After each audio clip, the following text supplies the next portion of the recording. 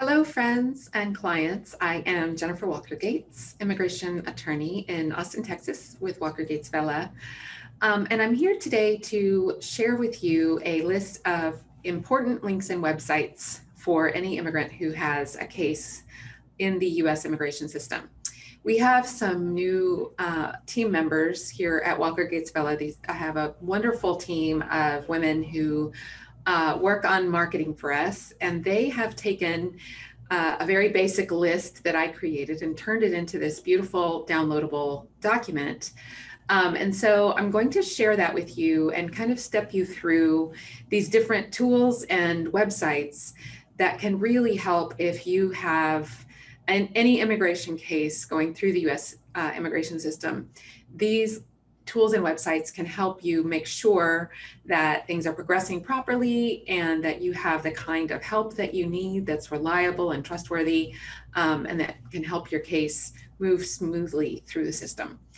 Now, before I get into the content, I want you to press the subscribe button below, because we are going to be publishing these kinds of problem-solving tool videos every week going forward for the next several weeks. We've got really good ones coming up for you guys. So please do make sure that you hit that subscribe button so you don't miss anything.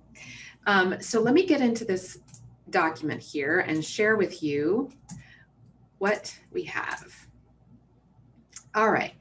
So of course, the first link that we have included here is the Walker Gates Vela website and our scheduling assistant website, where you can go to schedule an appointment with us. Obviously, we believe that we provide service to the immigrant community that is second to none. And if you need any kind of assessment or assistance with your immigration case, your eligibility for benefits, we are here to help, and we want to invite you to contact us. Now, number 2 is a link to the American Bar website. Now, this is a place where you can check the links to every state bar in the United States. If you have an attorney who is licensed in any of the states or Puerto Rico in the United States, then you can go to the American Bar website and find the link to the state bar website where your attorney is licensed. Now, here in Walker Gates Vela, all of our attorneys, with the exception of one, are licensed in Texas. One of our attorneys is licensed in California. The reason that we can do that, the reason that our one associate can be licensed in California and still practice here in Texas, is because we practice immigration law. Immigration law is federal. It applies in every single state in the United States. So you may have an attorney who is licensed in a different state. That's completely fine. Nevertheless, you do want to make sure, first of all, that your attorney does have a license in at least one state in the United States. And if they have any negative disciplinary history, you want to know that too. If there's anything on their state bar licensing website that indicates that something has gone wrong in the past where your attorney has been sanctioned or disciplined by their state bar, you definitely want to know that. That should be a red flag. Now, every attorney makes mistakes, okay? It's definitely not me trying to say that anybody who has a disciplinary mark on their record is not a good attorney. That is not true. Some attorneys may have had one mark a long time ago, and they may have really learned from that, and they may have made changes. However, if you do see something like that, it's just important to be aware about it, so you can ask your attorney what happened, what is their side of the story, and how have they made adjustments in order to correct any problems that may have led to that situation. All right. This is a lot of information in this document, so y'all stay with me, hang with me. This is going to take a few minutes, but this is great stuff. So number 3 on this list is information about dual nationality, okay? Dual nationality is allowed by most countries. For individuals who are going through the naturalization process in the United States, it is a really good idea to check this CIA website to make sure that your country of birth or your country of original citizenship allows you to have dual nationality. In other words, allows you, if you become a US citizen, will allow you to retain your original citizenship. Or if not, then you just want to be informed about that. Most countries in the world do allow dual nationality, at least with the United States. There are some important exceptions. However, there are several European countries who do not allow that. There are several countries in the Middle East who do not allow that.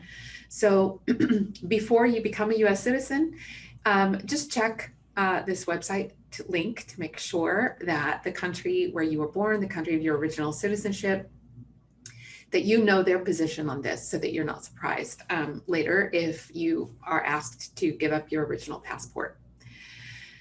Now, to track or check the status of a check or money order that you have sent to immigration, you can go to this website, which is the U.S. Postal Service.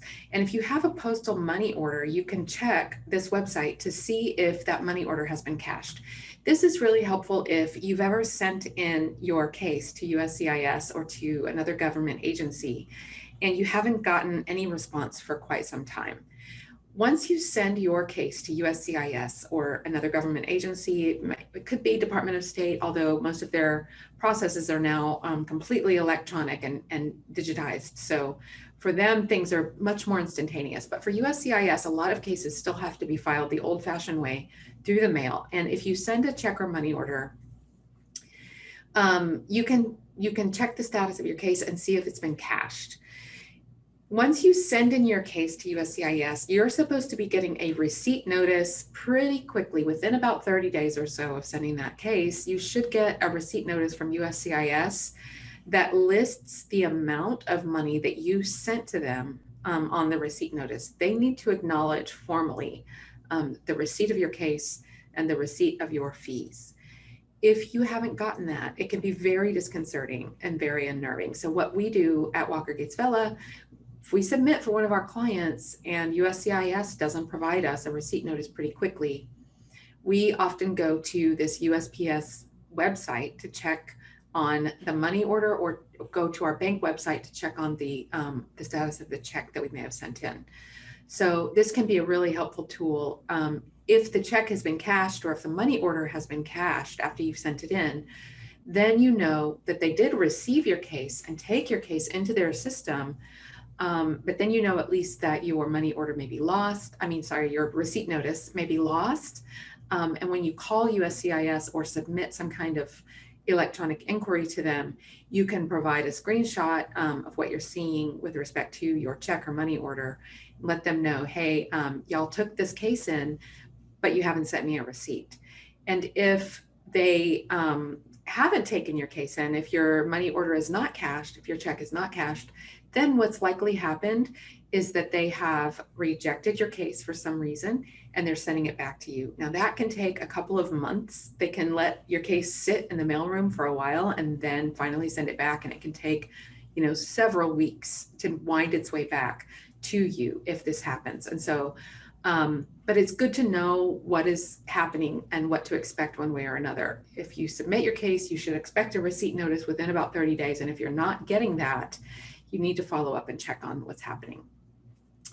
Number 5, here is the link to find a US field office, USCIS field office. The USCIS local field office is where you're going to appear for interviews. It is where you may need to go if you are seeking emergency advance parole. It may be where you go to have your biometrics taken. So if you have a case pending in the U.S. immigration system where you are going to need to make an appearance at a local office, this is the website where you can go to find your local office. It's really important if you do have an interview to make sure you know where that local office is and how long it's going to take you to get there before the day of your appointment. So, for example, here in Central Texas, our closest USCIS local field office is in San Antonio. It's in a completely different city. We have clients, a couple hundred miles to the north of us, and our local USCIS field office is more than 100 miles to the south. Now, those clients who are in Waco, Temple, Killeen, who are quite a number of miles north of Austin, Texas, also have to travel all the way south down to the San Antonio field office. So it can take a few hours for them to arrive. And if there is traffic or some kind of other problem, then that makes them late for their appointment. You definitely don't want that to happen. So it's really important to plan ahead, understand where your field office is located, how long are you going to have to likely travel, and then give yourself some allowance for heavy traffic or any kind of construction or something like that. So that number 5 is where you can go to find your local USCIS field office. Number 6, to check USCIS processing times. This is the website where you can go to check USCIS processing times. These are really important to know because it helps you understand if your case is actually late and outside of processing times, or whether it's taking forever, but it's still within the normal published processing times. You don't want to submit inquiries to USCIS just because you feel like your case is taking too long. That just slows them down further, or according to them, it slows them down more. It takes additional resources for them to process and respond to those messages and inquiries. So a lot of times they won't actually respond to you at all unless your case is actually outside of published processing times. So before you submit that inquiry to USCIS, before you certainly make a trip to your local USCIS field office or try to make any kind of inquiry about the status of your case, it is important to know what those published processing times are very clearly, so that you can let them know if they're outside, if your case falls outside those times. Number 7, to find a USCIS form, you can go to this website here, uscis.gov/forms. Those forms that USCIS publishes for different types of immigration cases are 100% free.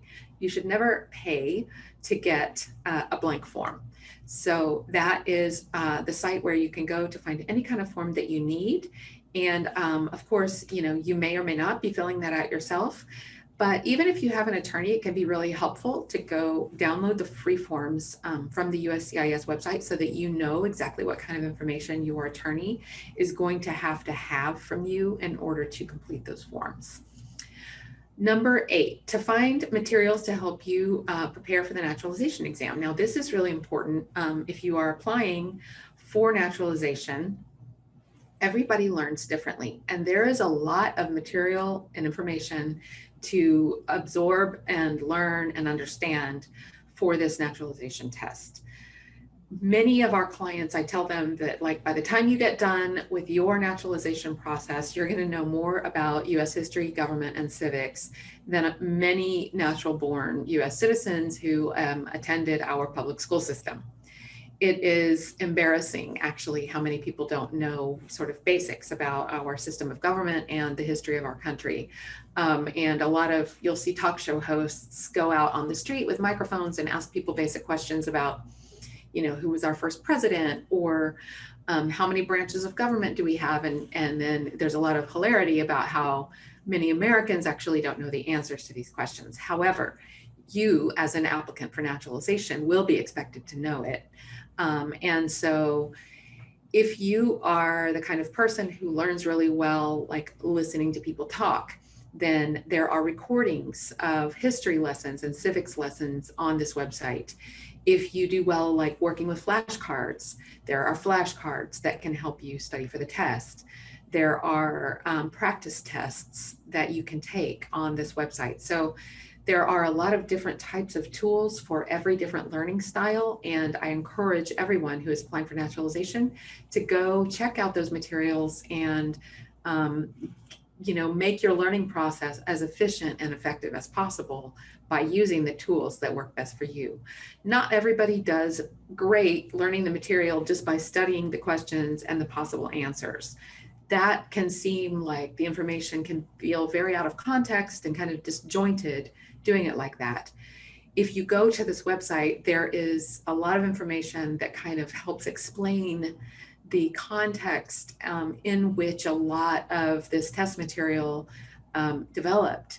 You can hear history lessons, you can learn about what has happened in this country and how it has kind of evolved to the point that it is. So I encourage everyone to go, if you're applying for naturalization, or even if you're just curious to learn about the history of the United States. The website listed at number 8 can help you do that. Again, practice tests are available through the link that is listed at number 9. Number 10 is the link for finding a USCIS civil surgeon. If you are applying for adjustment of status in the United States, you're going to have a medical exam, a physical. Your physical has to be performed by a provider who is authorized by USCIS, and those authorized physicians are called USCIS civil surgeons. I don't know why they're called civil surgeons. There is no surgery required for adjustment of status. It's just a basic physical exam and probably some vaccines if you don't have all the required vaccines. However, it does have to be an authorized provider. So at uscis.gov/find a doctor, you can go enter your postal zip code, and then the website will produce a list for you of all of the authorized providers closest to your zip code. And I encourage everyone to read the Google and Yelp reviews for the medical providers that are listed on the site. Some of them are stellar providers, and then we have seen some providers here in Central Texas that have a number of very negative reviews, and our clients have had actually unfortunate, experiences in some of those offices too.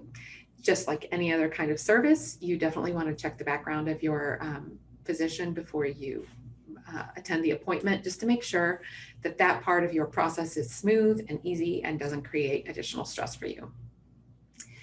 I hope that this has helped. Here at the bottom of our handout is our phone number to which you can send an SMS text or call if you would like to schedule an appointment. Our website is here as well. And again, we are always happy to consult and assess your case if that can be helpful for you. I hope that you download these materials and take advantage of them.